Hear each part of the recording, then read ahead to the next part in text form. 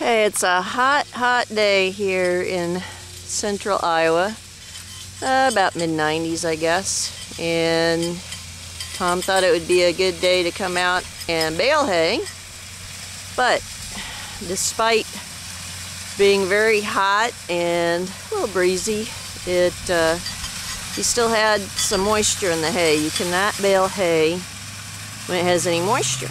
You want it to be as dry as a bone, dry as a dry bone, so that when you bale it up, your hay will not mold. Mold is not a good thing in hay. So after he went out and tried to bale, he came back and decided that he was going to rake it.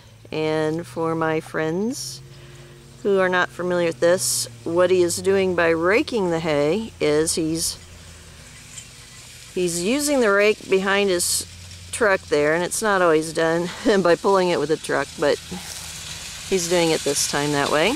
And what he's doing is, if you can see, he's flipping the hay basically over so that the parts that are wet and moist and need to be dried will be flipped up so that they can be dried out by the sun and the wind. These are called the windrows. If you wonder why he's putting them into these ridges like that, there he goes. He's putting them into the ridges like that. Now, he'll be coming back on another round here in a little bit, but he's putting them into these ridges. You can kind of see the height relative to how tall Stella is there. He's doing that so that not only will they dry, but being in this nice ridge, he will be more easily able, and actually it needs to be in a ridge, to be easily able to then go over it and bale it up into large bales. So the reason why farmers rake the hay is twofold. And not all rakes look like that, but Tom prefers this type. He thinks it works pretty well. Twofold. It is to dry the hay and also to get it so it is ready to bale. So there is a very quick and simple, easy farming lesson for you from Madison County, Iowa today. And what day is it? Is it July 19th already? It is on a Saturday. I think it's around July 19th. I might be wrong. But anyway, I'll let you, if you're interested, I'll film a little more here. Hopefully you're staying cool wherever you're at in the country. Like I said, it's in the mid-90s here. It's a little hot. Now, maybe show, you can see how that hay is being flipped by the spinning wheels as he goes over it.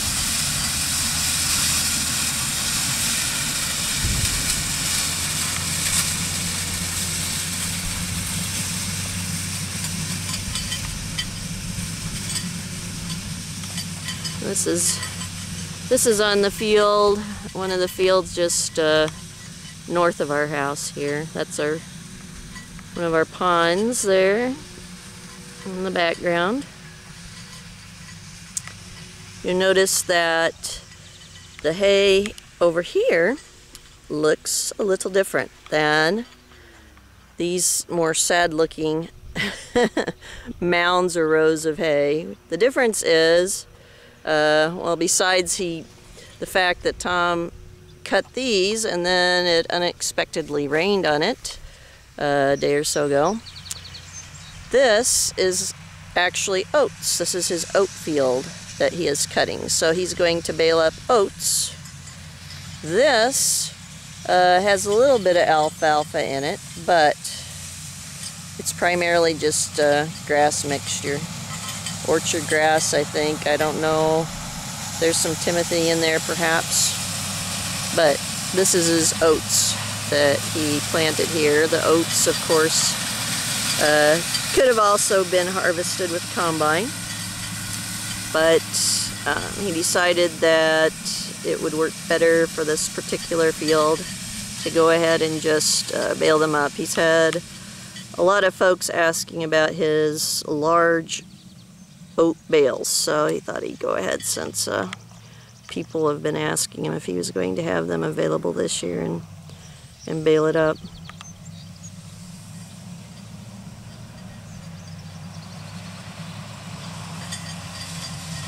So you can imagine being in his nice air-conditioned truck is much better than, ooh, there he's turning the row. It's kind of cool. You can see that. He just kind of changed the shape what that row is.